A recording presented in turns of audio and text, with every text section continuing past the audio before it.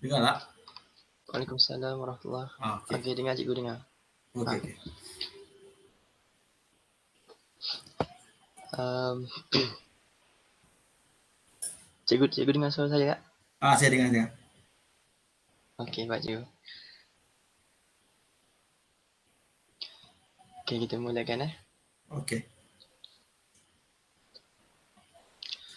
Assalamualaikum warahmatullahi taala wabarakatuh dan salam sejahtera.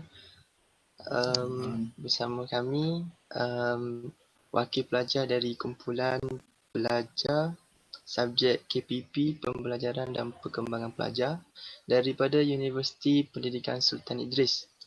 Okey, pada kali ini kami akan menemu bual cikgu tentang tajuk kami iaitu kaedah belajar antara pelajar Muslim dan non-Muslim di dalam kelas. Okey, sebelum tu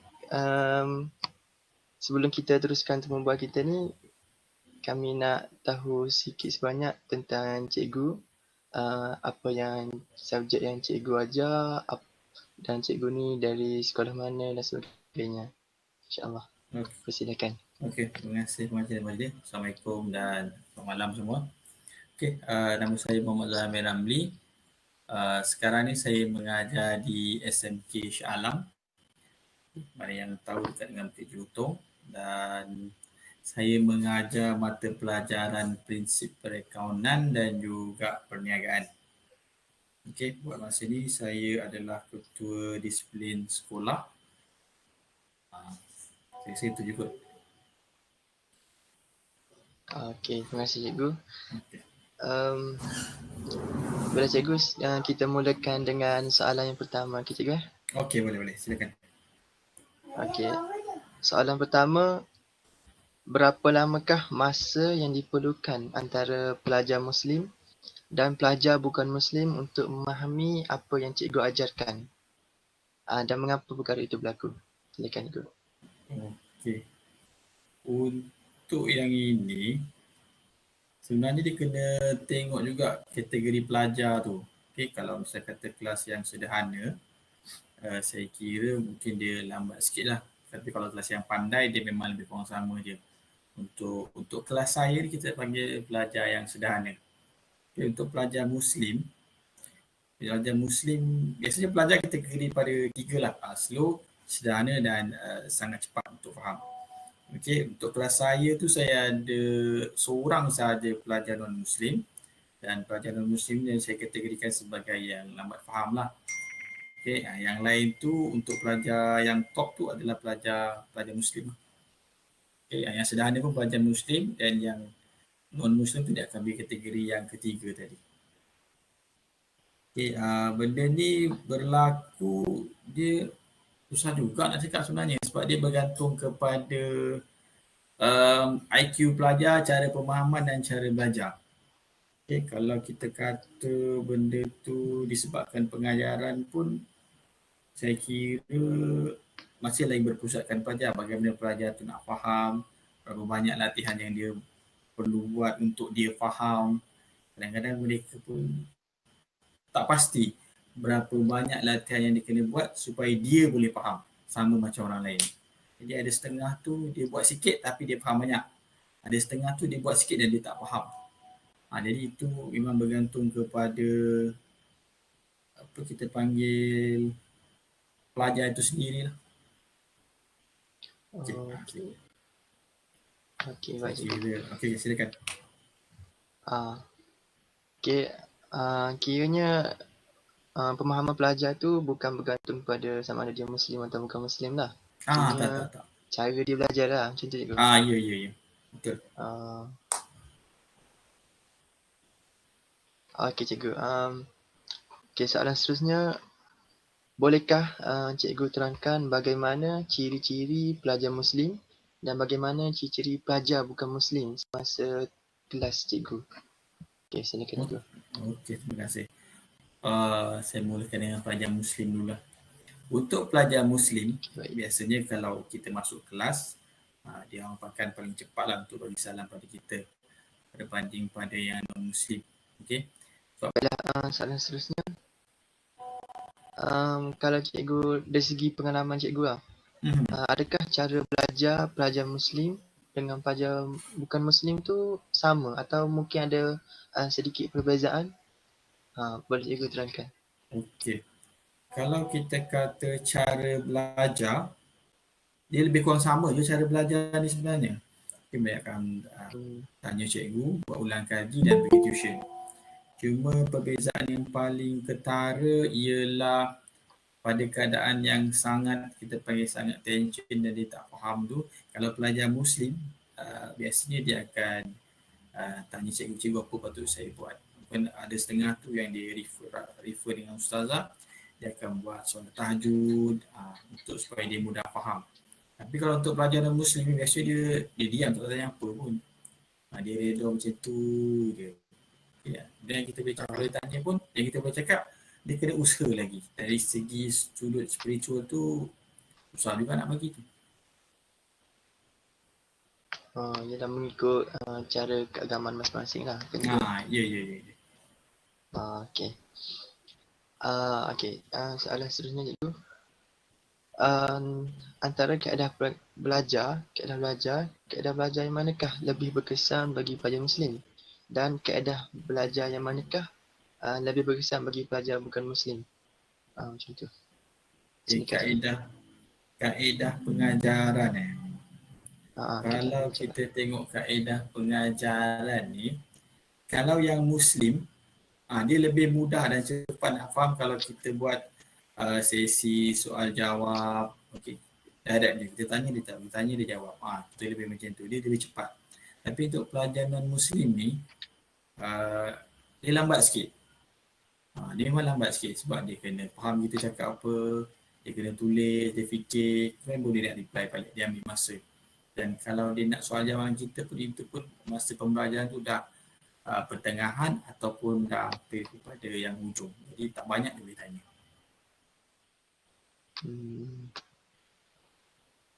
Kiranya bagi kaedah pengajaran bagi pelajar Muslim tu lebih pada sesi soal jawab lah macam tu cikgu. Ah, ah, ya, soal jawab. So, saya Kalau non-Muslim tadi. insinyat apa ni? Okey, kalau non-Muslim tu dia Non-Muslim tadi. lebih latihan bertulis, dia cuba jawab, kemudian kita betulkan. Baru dia lebih berkesan berbanding dengan soal jawab secara terus tadi tu. Okey. Kiranya di sini kita ada dapat dua kaedah pengajaran yang berbeza lah untuk Ya, ya. Muslim dan bukan Muslim kan. Ya, Okey.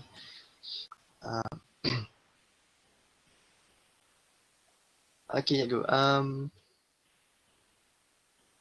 Cikgu cakap cikgu ni ajar subjek Ya, saya. perakawanan kan. Okey. Jadi antara pelajar Muslim dan bukan Muslim tu yang mana tahap pemahaman dia tu untuk faham berkaitan dengan perakawanan tu lebih mudah faham. Lebih Antara Muslim ke bukan Muslim? untuk saya. Berkaitan subjek perakawanan tu lah. Okey, untuk sekolah saya yang lebih cepat faham tu pelajar Muslim lah berbanding non-Muslim tu. Okey, sebab macam saya kata tadi lah, yang saya dapat tu pelajar non-Muslim yang tak berapa nak excellent. Jadi dia akan maknanya pelajar Muslim yang excellent ni akan cepat faham berbanding yang non-Muslim tadi. Okey. Pada cikgu, ni soalan seterusnya berkaitan dengan pencapaian pelajar.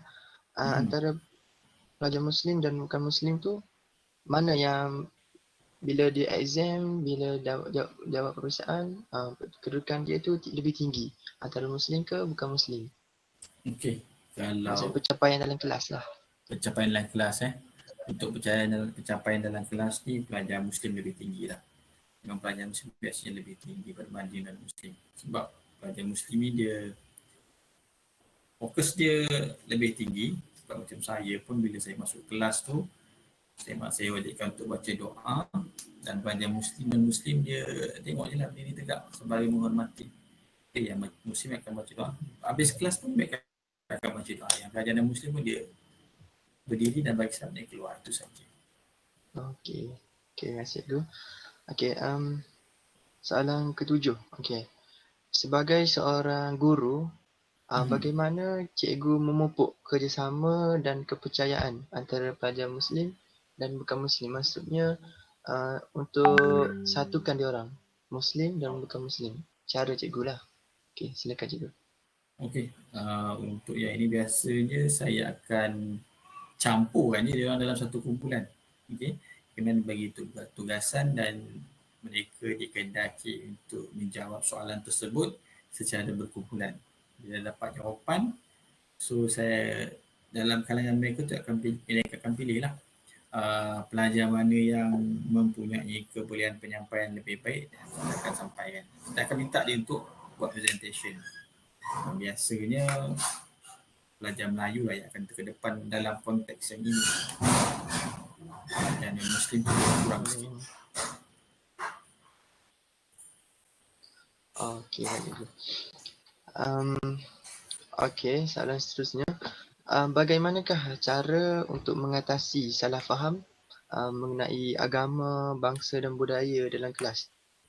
Kaedah yang berkesan yang boleh cikgu lakukan lah untuk mengelakkan daripada non-Muslim dan bukan Muslim dan bukan Muslim ni apa panggil salah faham lah, macam tu. Okey. Dan sepanjang saya berkhidmat, yang paling berkesan adalah jujur. Maksudnya, kita sebagai cikgu yang Muslim bercerita secara terus terang menggunakan laras bahasa yang sesuai kepada non-Muslim. Apa yang berlaku, apa yang bagi pihak Muslim, apa yang kita akan buat. Contoh macam sembelihan lembu kan. Untuk non-Muslim terutamanya pelajar India, dia benda ni memang tak boleh. Tak boleh langsung. Tengok lembu disembelih pun tak boleh. Tapi untuk kita yang Muslim, benda tu adalah syariat. Jadi apa yang saya boleh buat ialah kita terang secara terus apa yang sepatutnya berlaku. Kemudian di akhirnya nanti kita akan beritahu dia setiap agama tu dia ada tuntutan yang dia kena buat. Jadi untuk agama bukan Islam dia ada tuntutan dia, untuk agama Islam dia ada tuntutan dia. Jadi dia kena faham yang dia mesti kena hormat kepercayaan agama lain. Sama juga dengan yang Muslim tadi. Dia kena hormat. Tapi benda ni perlu ditekankan berulang kali. Dia kalau cakap sekali dia takkan jadi. Contoh dalam tempoh 5 tahun dia belajar tu, dia tercakap dia setahun sekali dia takkan jadi. Dia mesti diulang sebanyak yang mungkin oleh cikgu tersebut. Ya, selain tu, kena cerita jugalah bab-bab sejarah sikit. Bagaimana Malaysia tu tertubuh, cerita sikit. Jadi macam kita belilah hati dia kan supaya dia faham kenapa dia kena hormat. Banyak sebab lah. Biasanya kalau cerita bab-bab sejarah ni, dia orang suka je. Pelajar memang suka bab sejarah ni. Cuma jangan cerita sejarah yang menyakitkan hati tu lah. Tak perlulah. Sebab kita nak beli jiwa dia kan. Cerita yang elok je. Yang tak apa nak elok tu, kita cerita kemudian. Itu dia. Okey, baik cikgu. Okey, soalan seterusnya.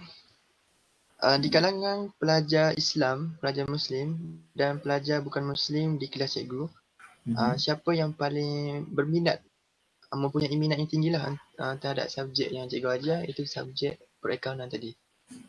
Untuk saya pelajar Muslim. Dia sebabnya mereka saya senang nak faham apa yang saya cakap berbanding dengan non-Muslim tadi. Sebab kita tengok tadi yang pelajar Muslim tu dia kita tanya secara terus pun dia boleh jawab. Tapi untuk non-Muslim tu dia ambil masa. Jadi dari segi minat tu mestilah pelajar Muslim tu lebih berminat berbanding non-Muslim. Sebab dia ada kekangan bahasa dekat situ. Okey, baik cikgu. Okey, cikgu, kita dah sampai ke soalan terakhir. Okey, apakah reaksi pelajar bukan Muslim ketika cikgu menasihati atau mengingatkan pelajar Muslim mengenai hal ehwal agama Islam seperti kewajipan solat, puasa dan sebagainya. Contohnya bila tiba waktu solat Zuhur, cikgu menegur pelajar Islam supaya menunaikan solat. Jadi apakah reaksi bagi pelajar Muslim tadilah, bagi pelajar bukan Muslim tu terhadap tindakan cikgu tu tadi? Silakan cikgu. Kalau kita mengingatkan pelajar Muslim untuk menunaikan apa yang sepatutnya dilakukan dan tuntutan Islam. Biasanya pelajar Muslim ni, non-Muslim ni dia akan dia relax, dia akut je. Selagi mana benda tu tak ganggu dia punya perjalanan, dia tak ada masalah untuk dia orang. Cuma ada ketikanya kadang-kadang jenis yang nakal tu, dia akan sama-sama menyahut lah benda tu. Dia berkata, tolong pergi solat. Dia pun sama lah. Kau pergi solat lah. Dia kata, aku tak payah solat. Sebab aku bukan Islam. Itu jenis yang kita kata, dia saja je nak bergurau. Sebab dia orang di kalangan dia orang memang kuat bergurau. Kadang-kadang gurauan tu dia boleh sampai membawa kepada masalah disiplin yang serius. Itu kita kena kawal lah. Kadang-kadang tu, contohnya dalam bulan puasa, pelajar Muslim ada yang mengambil kesempatan terhadap pelajar non-Muslim. Dia suruh pagi-pagi, dia suruh pelajar non-Muslim tu bawa bekal lebih untuk dia makan waktu dalam toilet. Itu benda kes yang biasa berlaku. Dia tak kira lelaki, dia tak kira perempuan, sama je. Sebab saya mengajar sekolah menengah, kalau sekolah rendah senang sikit. Kalau sekolah menengah ni memang itulah biasa yang berlaku. Nak tak nak, pada waktu bulan puasa, kita akan jaga non-Muslim dan juga yang Muslim. Jadi reaksi dia orang dia tak ada masalah pun sebenarnya. Dia orang seandainya kita ambil tindakan yang betul, dia lebih suka. Dia pun tak perlu nak apa? Nak buat benda yang lebih-lebih untuk kawan dia yang Muslim tadi tu. Macam saya cakap tu, yang paling penting untuk sekarang ni, jujur dan berterus terang. Dan pilih bahasa yang tepat untuk menerangkan sesuatu benda, terutama kes yang berkaitan dengan agama. Kiranya mereka lebih memahamilah apa yang kita amalkan kan? Ya. Okey. Okey, baik cikgu. Setakat itu sahaja temu bual kita pada kali ini. Saya mewakili kumpulan saya mengucapkan ribuan terima kasih kepada cikgu. Sebelum tu, cikgu ada apa-apa nak pesan untuk kami? Silakan cikgu. Okey. Jadi saya harap jawapan saya itu membantu adik-adik yang berada di usia ni, sebab saya pun baru dapat soalan ini sekejap je. Jadi sebenarnya apa yang awak nak saya tak tahu pun. Saya cuma jawab betul-betul berdasarkan pengalaman dan juga apa yang sepatutnya kita buat sebagai cikgu di sekolah nanti. Sebab yang paling penting masa di sekolah nanti adalah kita ikut apa yang pekeliling kementerian beri turun kepada sekolah untuk kita buat. Kita tak banyak lebih sangat. Kita kena betul faham. Kadang-kadang kita rasa benda itu betul, tapi dari segi pekeliling ni salah. Jadi kita kena berhati-hatilah. Banyak kalau tengok balik konteks agama ni, dia sangat isu yang sangat sensitif untuk Islam dan bukan Islam. Jangan terkejut orang Islam akan marah bila cikgu ni dia suruh anak dia kita suruh pakai tudung. Itu benda yang biasa berlaku.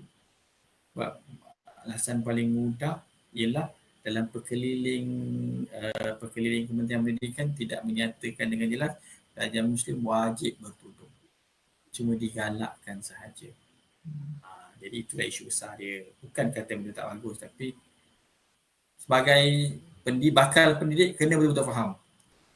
Jadi saya harap adik-adik semua teruskan belajar. Teori dan praktikal tu jauh berbeza. Itu saja. Okey, terima kasih banyak cikgu. Sekali lagi saya ingin mengucapkan ribuan terima kasih atas kesediaan cikgu untuk ditemu buat oleh kami. Okey, setakat itu saja. Assalamualaikum warahmatullahi taala wabarakatuh. Terima kasih cikgu. Okey, sama-sama.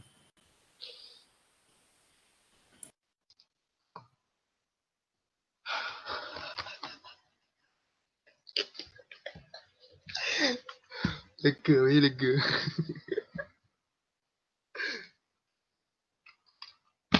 Okey, lepas tu dah rekod kan? Alright. Nanti hantar dalam grup lah.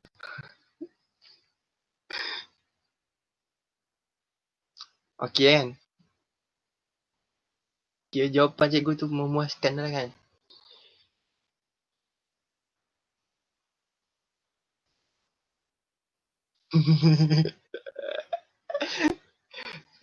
Macam tu. Lepas tu esok ni kita mentang ke?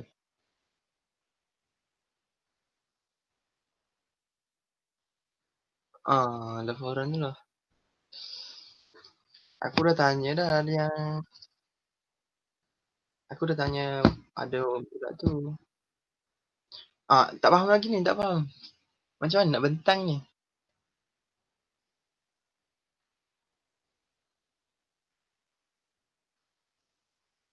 Kita kena buat video seorang-seorang ke? Buat video seorang-seorang macam tu?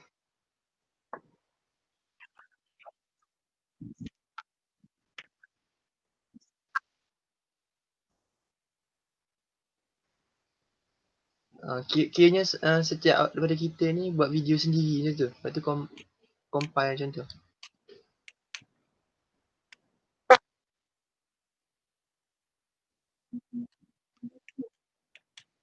Kita prefer yang mana?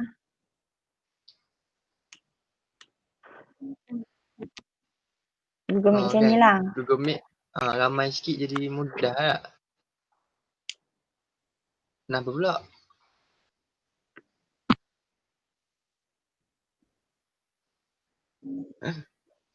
Betul juga. Kan?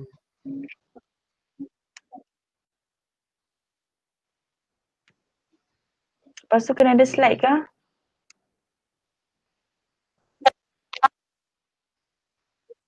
Itulah laporan kita ni macam mana? Aduh. Kalau yang aku hantar dalam grup tu